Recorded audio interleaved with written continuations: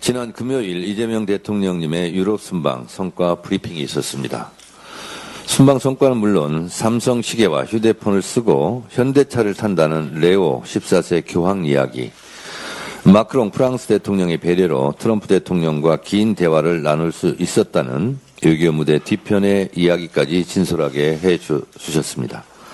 각종 현안에 대해서도 막힘없이 답하는 모습을 보여주었습니다. 순방 성과를 국민께 투명하게 보고하고 국민과 소통하며 책임 있게 국정을 운영하겠다는 대통령의 의지를 느낄 수 있었습니다. 이번 유럽 순방은 2년 연속 G7 정상회의 초청으로 높아진 대한민국의 위상과 국제사회의 신뢰를 다시 한번 확인하는 계기가 되었습니다. AI와 공급망, 에너지 안보 등 글로벌 현안에 대해서도 대한민국의 존재감을 분명히 보여주었습니다. 제가 몇 번 말씀드렸지만 전임 대통령이 외국 순방을 나갈 때는 불안했었는데 이재명 대통령이 외국 순방에 나갈 때는 무슨 성과를 내고 올까 기대를 많이 하는데 이번에도 많은 성과를 냈습니다. 이재명 대통령은 G7 정상회의를 계기로 미국, 캐나다, 독일, 케냐 정상을 잇따라 만나며 경제안보 협력의 폭을 넓혔습니다. 트럼프 미국 대통령과는 조선산업을 포함한 호혜적 협력 방안을 논의하며 한미동맹의 중요성을 재확인했습니다.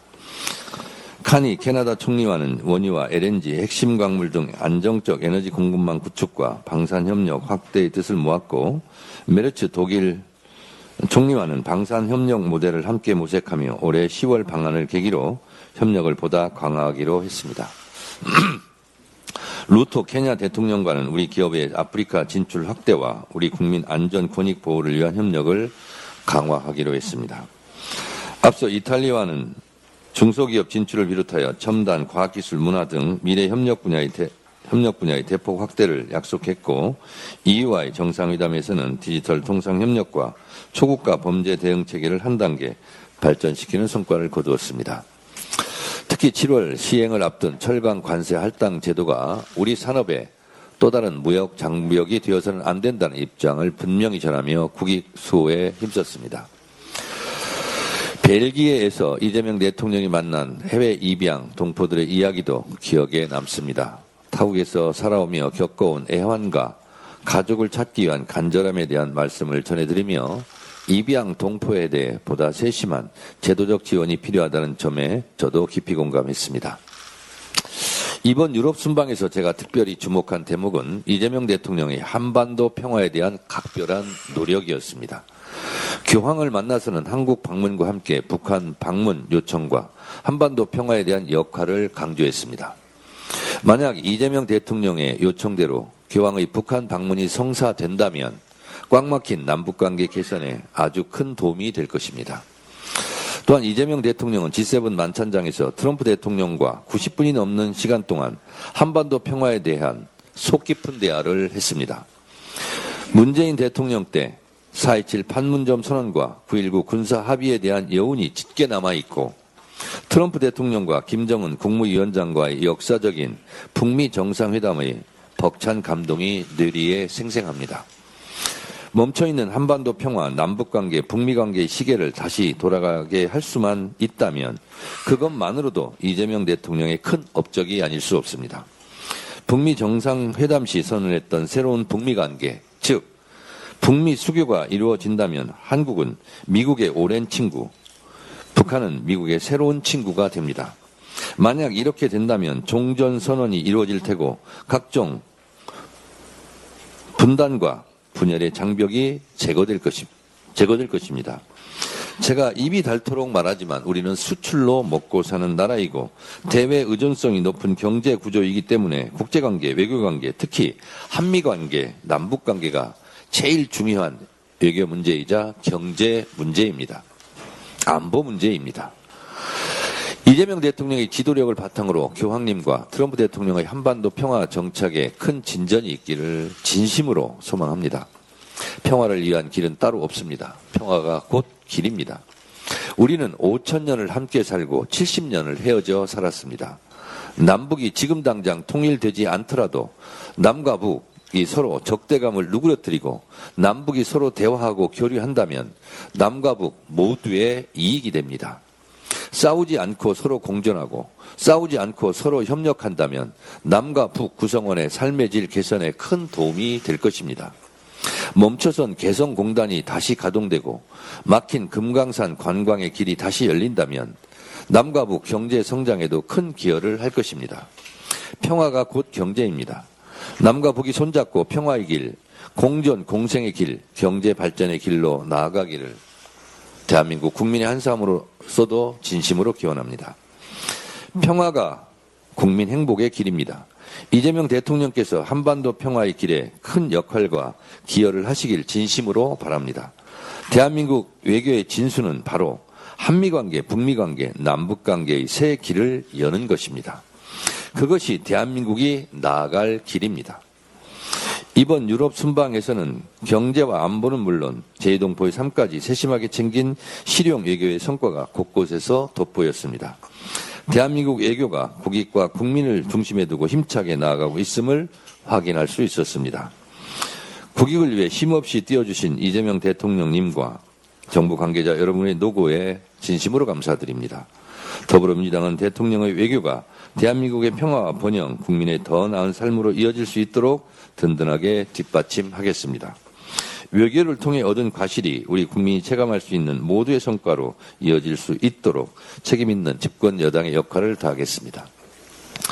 국회 국정조사 특위가 내일부터 중앙선관위의 기관보고를 시작으로 본격적인 활동에 들어갑니다. 국민적 관심과 분노가 쏠려 있는 사안인 만큼 철두철미하고 꼼꼼하게 잘 챙겨 이번 투표용지 부족과 국민 참정권 침해 사태의 전말을 한 점 의혹도 남김없이 철저하게 규명해 주시기 바랍니다. 아울러 중앙선관위도 일말의 양심이 있다면 성찰과 자정 노력의 필요성에 공감하고 있다면 국회 국정조사 특위 활동에 적극 협조하기를 강력히 촉구합니다. 스스로 잘못을 깨우치고 바로잡지 못하는 조직은 결국 변혁의 대상이 될 수밖에 없음을 명심해야 할 것입니다. 이재명 대통령도 외부 감시와 견제를 받지 않는 중앙선관위의 구조 자체가 문제라고 지적하며 여야 간의 의견 일치가 된다면 원포인트 개헌이라도 해야 하지 않겠느냐고 말씀하셨습니다. 전적으로 동의합니다. 공정한 선거 관리는 우리 민주주의를 지탱하는 가장 큰 대들보입니다. 이번 투표용지 부족과 국민 참정권 침해 사태를 바로잡고 다시 신뢰받는 선거관리제도로 거듭날 수 있기 위해서는 할 수 있는 모든 방법을 다 강구해야 합니다. 국회 국정조사 특위도 이제 막 활동을 시작했지만 국민들께서 필요하다고 요구하시면 2차 국정조사도 특검도 원포인트 개헌도 그 무엇도 못할 것이 없습니다. 더불어민주당은 철저한 진상규명과 재발방지 대책 마련, 선거관리 제도 개선과 근본적인 선관위 개혁안 도출에 더욱 집중하겠습니다. 국민의힘도 더 이상 무책임한 정치 선동과 흑색 선전을 멈추고 사안의 본질로 돌아와 국민 참정권 수호에 더욱 전념해 주시길 강력히 촉구합니다. 국민의힘은 부정선거 음모론과 윤 어게인을 외치는 세력과 언제까지 같이 할 것인지 아니면 단절할 것인지 이번 국정조사 특위 활동을 통해 선명하게 보여주시기 바랍니다. 법원이 이화영 전 경기도 평화부지사 연어 술파티 의혹에 대해 위증이라는 판결을 내렸습니다. 참 안타깝고 이상한 판결입니다. 교도관이 조사 직후 두 사람에게서 술 냄새가 났고 술 한잔 했다는 말을 직접 들었다고 진술했음에도 법무부 특별점검팀이 2023년 5월 17일 수원지검 1313호 영상 녹화실에서 박상용 검사가 이전 부지사, 김 전 회장, 방용철 전 쌍방울 부의장과 함께 연어 회덮밥, 연어 초밥을 곁들인 저녁 식사를 했고 이 자리에서 김 전 회장이 종이컵에 소주를 마신 정황을 확인했다는 조사보고서를 작성했음에도 이를 유죄로 판단한 것입니다. 이것이 교도관의 진술, 음주에 대한 정황이 있다는 것을 보도한 언론입니다. 여기 보십시오.